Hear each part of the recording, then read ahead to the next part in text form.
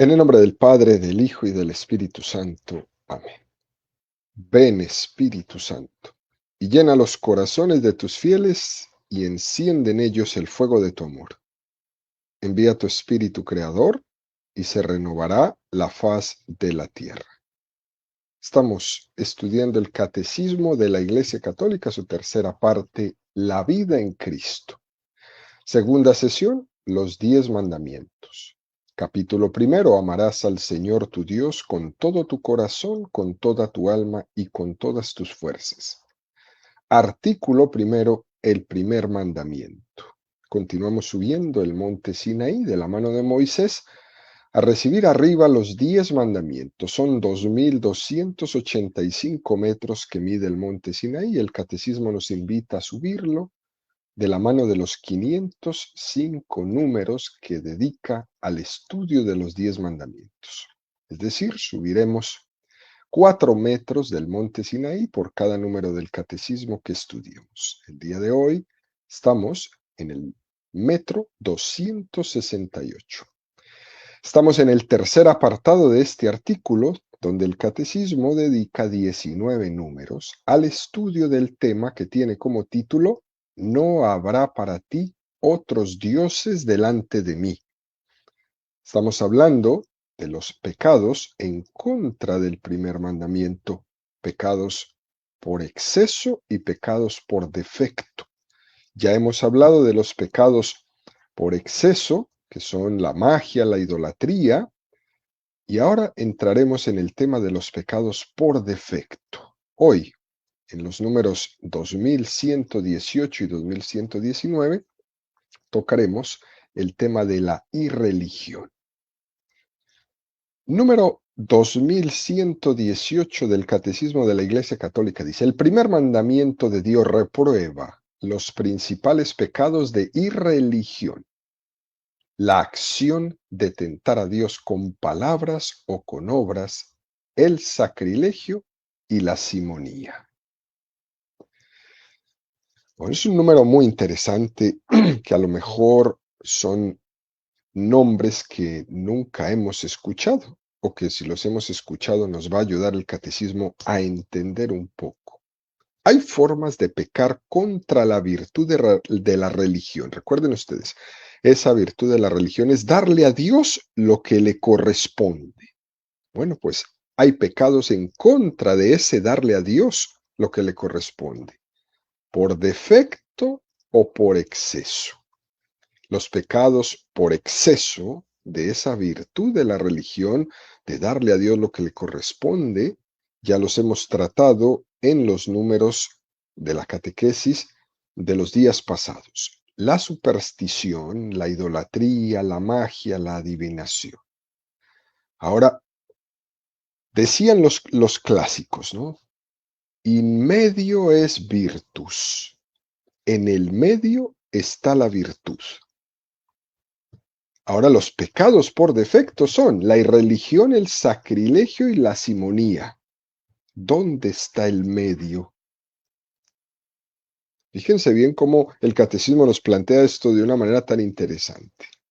Ni por exceso ni por defecto, ni por exceso de que queramos saber el futuro y por eso nos metemos en la adivinación, en la magia, ni por defecto, que ni siquiera seamos capaces de profesar lo mínimo de la fe, los mínimos que nos pide, por ejemplo, en la fe cristiana, que ya los hemos hablado, ¿no? Los mínimos. O caer en el sacrilegio, o caer en la simonía. ¿Dónde está el medio? En el medio está la virtud. Es una expresión de los clásicos muy, muy interesante. Ahora, esta expresión in medios virtus es una expresión que hay que entenderla muy bien, porque muchas veces se utiliza mal esta expresión para las personas justificar su mediocridad en la fe. De hecho, Santo Tomás de Aquino y otros clásicos no la utilizaron así, pero hoy en día se utiliza muy mal. Y entonces hay personas que utilizando esto de en el medio está la virtud, dicen, no hay que exagerar en la fe. Y entonces se escudan en esto para justificar su mediocridad. A ustedes les habrá pasado muchas veces, ¿no? Con frecuencia que eh, al que es creyente se le tacha de fanático. Y se lo han dicho, y se lo ha dicho su esposo, su esposa, sus hijos y sus familiares. Es que tú eres una fanática porque vas a la iglesia 3 veces a la semana. Para algunas personas, en su ignorancia, en su mediocridad, tener fe, profesar la fe, es sinónimo de fanatismo. Pero realmente, queridos amigos, no es un fanático el que tiene demasiada fe. Es más, nadie tiene demasiada fe. Todos tenemos menos fe de la que deberíamos de tener. Por tanto, esa palabra fanático en la fe no funciona. Porque es que nuestra fe siempre se queda pequeña a la que deberíamos de tener. ¿Eh? Por ejemplo, si hablábamos de la Santísima Virgen María, modelo de todo creyente, podríamos decir que María se pasó en tener demasiada fe. No creo yo eso. El problema no es el exceso de intensidad en la fe. Lo que hace que sea malo el exceso de la virtud de la religión es lo que hemos explicado en los días anteriores, cuando nos metemos en la superstición, en la magia, en la idolatría, en la adivinación. Eso sí está mal. Pero eso no es tener una fe. Eso es querer dominar las cosas, dominar el futuro, dominar la vida, como lo hemos explicado. Pero realmente el exceso sería llamar Dios a lo que no es Dios.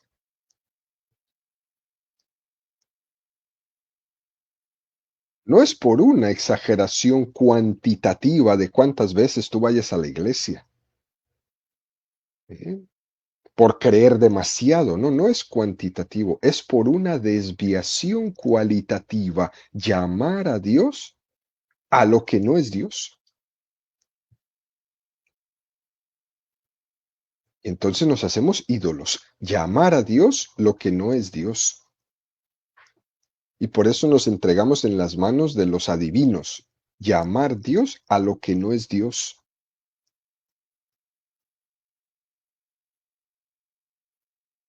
Y podemos llegar incluso a todas estas desviaciones, llamarlos, es que yo tengo una fe ciega. Y la verdad es que podemos caer en creencias que son irracionales. Porque una cosa es que la fe supere la razón y otra cosa muy distinta es que la fe se presente contra la razón. Fíjense ustedes, queridos amigos, todas esas sectas fundamentalistas que en nombre de la fe hacen todo tipo de barbaridades, incluso asesinatos. Ponerse un cinturón de dinamita, reventarse en un mall para matar infieles, eso es irracional totalmente. Y la fe no se pelea con la razón. La fe es amiga de la razón. Y ese que es capaz de ir a matar infieles no es que tenga demasiada fe, es que tiene una fe irracional.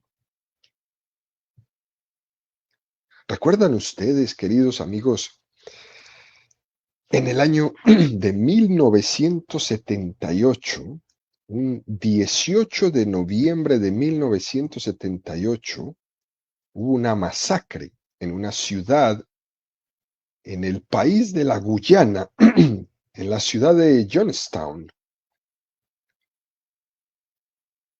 cuando más de 900 miembros de una secta estadounidense que se llamaba el Templo del Pueblo murieron en un suicidio, asesinato en masa, bajo la dirección de su líder, de su pastor, que se llamaba Jim Jones. Ellos habían nacido en esta secta en Indiana, por allá en la década de los 1950. Luego se trasladaron a California en 1960. Y en la década de 1970, cuando ya toda su desviación había agarrado un poco de llamar la atención en los medios de comunicación, 1,000 miembros de esa religión, de esa secta, se mudaron a la Guyana, se mudaron para allá.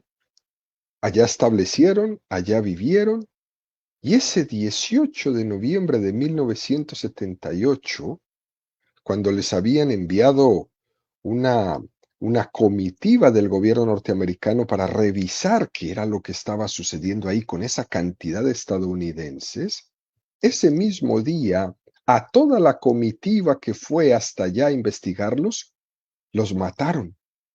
Los asesinaron. El representante estadounidense lo mataron. Y luego de matarlos, el pastor le pidió a sus fieles que se envenenaran. Y entonces les invitó a ingerir un ponche envenenado, empezando porque los papás se lo dieran a beber a los niños. Y después y después de beber los niños, los padres lo bebían. Ese día murieron ahí en ese lugar 900 personas.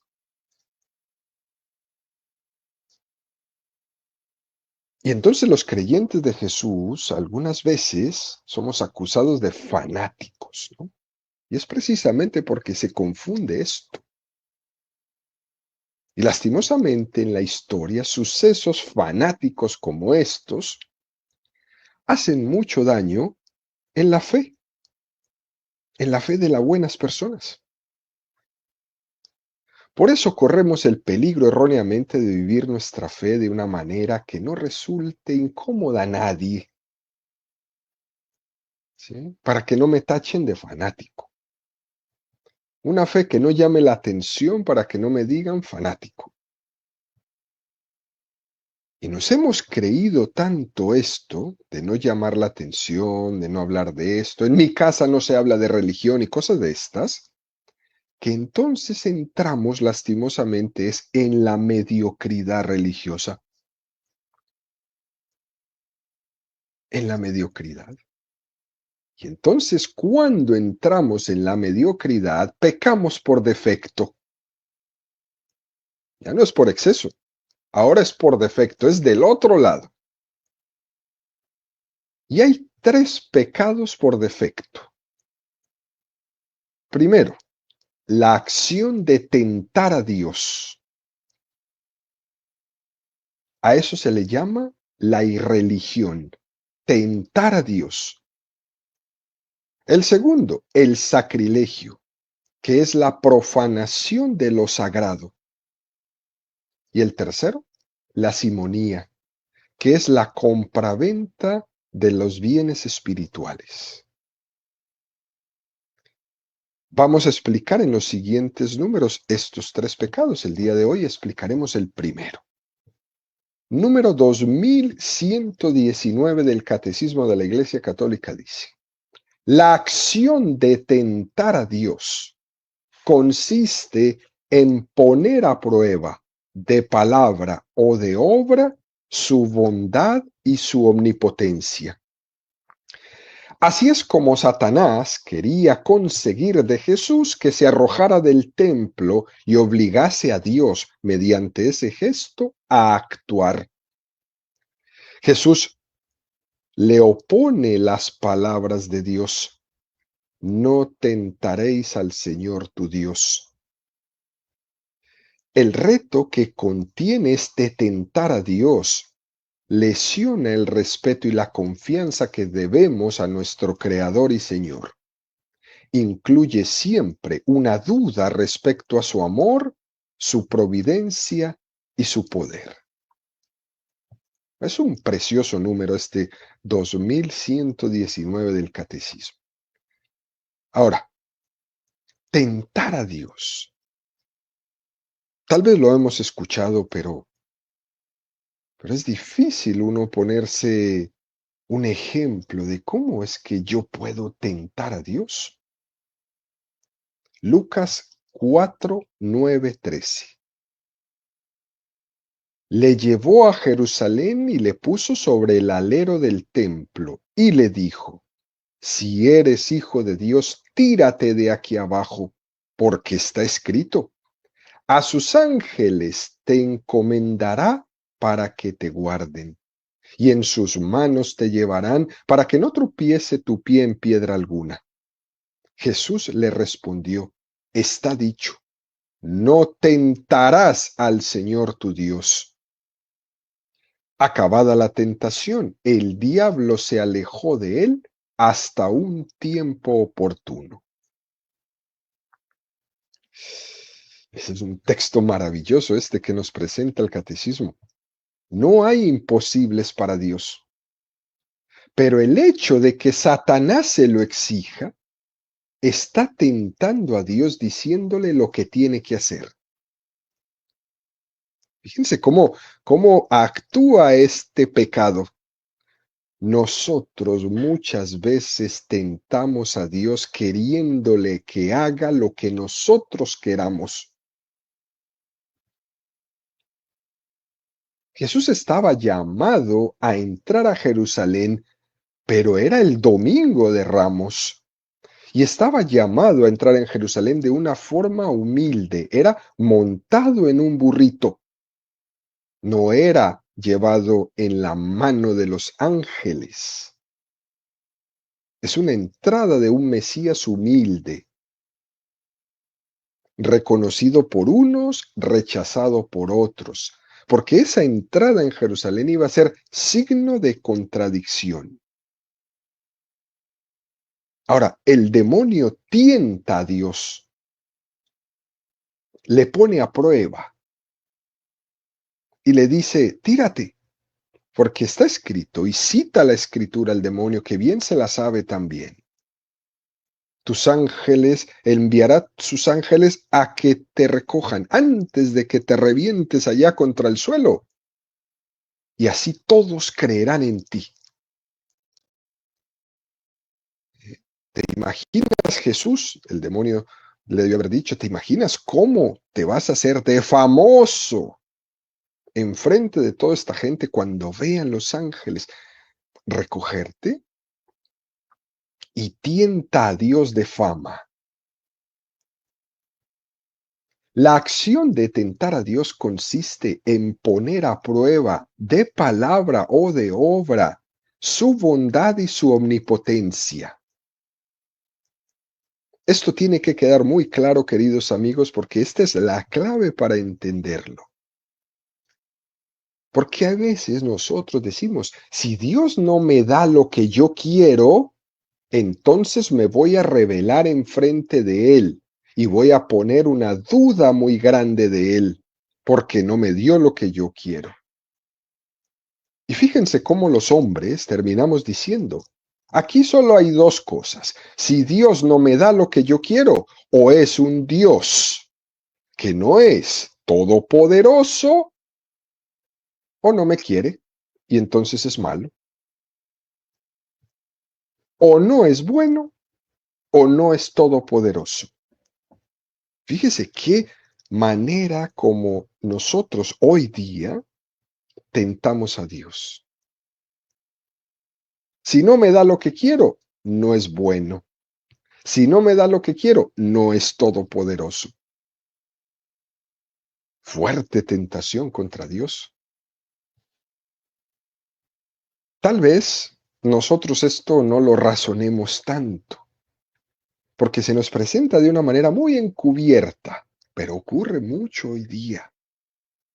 Hay que poner muchísimo cuidado, porque todo esto es un engaño del demonio, es una trampa de Satanás que nos quiere embaucar de una manera muy suave sin que nos demos cuenta que lo que estamos haciendo es tentando a Dios, de palabra o de obra. Fíjense, queridos, frente a ese o Dios no es bueno o no es todopoderoso, también habrá que considerar ese, pues la verdad es que yo no entiendo nada, porque en realidad es que ¿quién soy yo para pedirle cuentas a Dios? ¿Quién soy yo para decirle cómo tiene Él que hacer las cosas? ¿Quién soy yo para pretender retarle? Nosotros experimentamos un poco esa rebelión como la que le pasó a Job. Job que le pedía cuentas a Dios. ¿Por qué me haces sufrir si yo no he hecho nada malo? Todas estas personitas tan buenas que existen, que les pasa alguna situación en su vida, inmediatamente su reacción es: Dios, ¿por qué me haces sufrir si yo no he hecho nada malo? Pero cuando Dios le muestra a Job un poco el misterio infinito de él y le pregunta: ¿dónde estabas tú cuando yo hice la tierra? ¿Conoces tú los límites del orbe? ¿Has contado las gotas del mar? Y ante eso Job dice: he hablado insensatamente una vez y no volveré a hacerlo. ¿Cuántas veces en nuestra vida hemos sido insensatos con Dios, reclamándole todo lo que nos pasa? Y si era bueno, ¿por qué no fue más bueno? Y si era malo, ¿por qué me hiciste esto si yo no soy malo?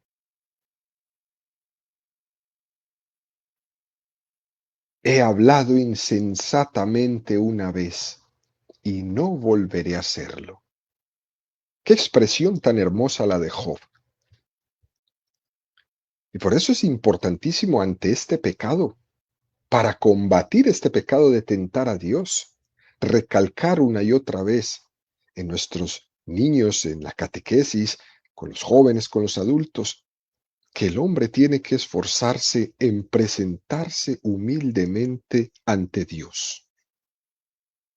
Desde nuestra arrogancia, desde nuestra soberbia, muchas veces pretendemos comprender a Dios, pero es solo desde nuestros esquemas, que son muy chiquitos, muy estrechos, muy cortos, y solamente van buscando nuestras conveniencias y nuestros caprichos, pero la actitud tiene que ser presentarse humildemente frente a Dios. Muchas veces podemos estar pecando de tentar a Dios para que demuestre su existencia dándonos lo que le pedimos. Y además nuestros caprichos, esos que pedimos todo el tiempo, están enfrentados con los caprichos del que tengo al lado. Y aquí se nos genera en nuestro mundo una guerra completa, un lío tremendo, porque ¿cómo entonces se le puede dar gusto a tantos caprichos? No se puede. Por ejemplo, en un partido de fútbol hay un cobro de un penalti. Imagínense ustedes, el portero le está pidiendo a Dios: Señor, concédeme el don de parar este penalti. Y el que va a patear la pelota le está pidiendo al mismo Dios: Señor, concédeme meter este gol. ¿A cuál de los dos caprichos? ¿Eh? Es difícil darle gusto a todos los caprichos. La respuesta que Jesús le da a Satanás en el desierto nos da la gran enseñanza porque es contundente. Está dicho: no tentarás al Señor tu Dios. Fíjense cómo este pecado se convierte en algo tan importante para nuestra vida. No voy a tentar a Dios, ni de palabra ni de obra. Y esto que Jesús dijo en la tentación del demonio, ahí en Jerusalén, ahí en el atrio, en el templo, fue tomada de Deuteronomio 6:16. No tentaréis a Yahvé vuestro Dios como lo habéis tentado en Masá. Éxodo 17:2-7. El pueblo entonces se querelló contra Moisés diciendo: Danos agua para beber. Respondióles Moisés: ¿Por qué os aquerelláis conmigo? ¿Por qué tentáis a Yahvé? Pero el pueblo, torturado por la sed, siguió murmurando contra Moisés: Nos has hecho salir de Egipto para hacernos morir de sed a mí y a mis hijos y a mis ganados. Clamó Moisés a Yahvé y dijo: ¿Qué puedo hacer con este pueblo? Poco falta para que me apedreen. Respondió Yahvé a Moisés: Pasa delante del pueblo, llevando contigo a algunos de los ancianos de Israel. Lleva también en tu mano el cayado con el que golpeaste el río, y vete, que allí estaré yo ante ti sobre la peña de Horeb. Golpearás la peña, y saldrá de ella agua para que beba el pueblo. Moisés lo hizo así a la vista de los ancianos de Israel. Aquel lugar se llamó Masá y Meribá, a causa de la querella de los israelitas, y por haber tentado a Yahvé diciendo: ¿Está Yahvé entre nosotros o no?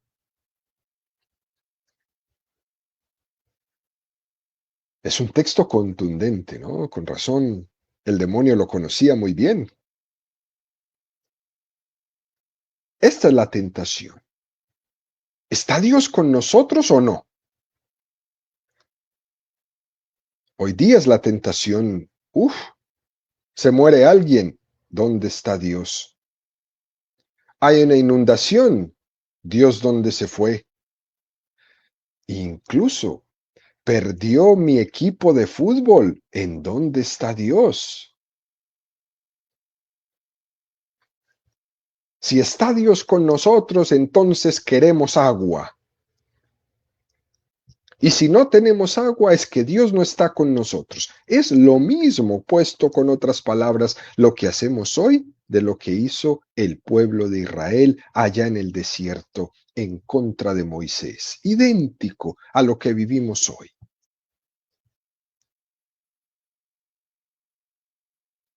Salmo 95, 7, 11. Porque Él es nuestro Dios y nosotros el pueblo de su pasto, el rebaño de su mano. Oh, si escucharais hoy su voz, no endurezcáis vuestro corazón como en Meribá, como el día de Matzá en el desierto, donde me pusieron a prueba vuestros padres, me tentaron, aunque habían visto mis obras. 40 años me asqueó aquella generación y dije: pueblo de corazón torcido, que mis caminos no conocen. Por eso, en mi cólera juré: no entrarán en mi descanso. Es un salmo precioso este Salmo 95, que nos invita hoy, queridos amigos, en un mundo que tienta tanto a Dios: no endurezcas tu corazón, no te pongas como los demás a despotricar en contra de Dios en cuanta cosa sucede, para que no nos pase como en Meribá ni como el día de Matzá en el desierto. No quiero ser parte de eso. Primera de Corintios 10, 7, 10. No os hagáis idólatras al igual de alguno de ellos. Como dice la Escritura: sentóse el pueblo a comer y a beber y se levantó a divertirse. Ni forniquemos como algunos de ellos fornicaron y cayeron muertos 23,000 en un solo día. Ni tentemos al Señor como algunos de ellos le tentaron y perecieron víctimas de las serpientes. Ni murmuréis como algunos de ellos murmuraron y perecieron bajo el exterminador. Fíjense qué interesante cómo se pone al mismo nivel el pecado de idolatría, de fornicación, con el de tentar a Dios. Y alguno de los que nos escuchan podría decir, ¿no? A veces me quejo a Dios de muchas cositas, ¿no? Y se puede uno preguntar, entonces eso también es un pecado de tentar a Dios. Y hay que poner ahí mucho cuidado tampoco de irnos al otro extremo, ¿no? No es lo mismo tentar a Dios que en un momento de oración tener un desahogo ante Dios, ¿eh? Desahogarse ante Dios, mostrarle a Dios el dolor que me aqueja, no es un pecado de tentar a Dios. Es importante incluso hacerlo en nuestros momentos de oración. El pecado grande es cuando todo lo que hemos comentado, tentar a Dios, si no me das esto, entonces no existes. Es muy diferente a expresarle en la oración a Dios nuestras quejas, ¿no? Nuestras dolencias, nuestras peticiones, nuestros desahogos, ¿eh? Sin pasarse tampoco de la raya de que se convierta siempre nuestra oración solamente en un acto de queja. No, no, nuestra oración no es solamente un acto de queja, también es un acto de desagravio, también es un acto de silencio, también es un acto de postración, todo eso que tiene la oración. Termina este número del catecismo diciendo, el reto que contiene este tentar a Dios lesiona el respeto y la confianza que debemos a nuestro Creador y Señor. Incluye siempre una duda respecto a su amor, su providencia y su poder. Es decir, tiene que haber un respeto en nuestra relación con Dios. Confianza, sí, toda la que queramos, pero que esa confianza no se vaya a convertir en una confianza irrespetuosa con Dios, como lo hacemos nosotros, ¿no? Cuando ya tenemos mucha confianza y a veces nos volvemos irrespetuosos entre nosotros. Estamos y vivimos en una generación en que es fácilmente confundir confianza con tomarse confianzas, y eso no es lo mismo con Dios. Debemos también confiar en la providencia de Dios. Que tus caminos sean mis caminos. Que yo aprenda a dejar que Dios sea Dios. Que yo aprenda a decirle, Señor, tú eres el dueño de la historia y tú eres el dueño de mi historia. Yo te entrego mi voluntad para que tú la escribas y no te voy a tentar. Yo no te voy a decir, tentándote, qué es lo que tienes que hacer. Yo no te voy a escribir la página, porque tú sabes más. Yo me entrego a tu providencia. Porque estoy confiado en que me amas. ¿Y cómo sé que estoy confiado en que me amas? Porque te vi en la cruz. La mayor prueba de que el amor de Dios es incuestionable es la cruz de Jesucristo.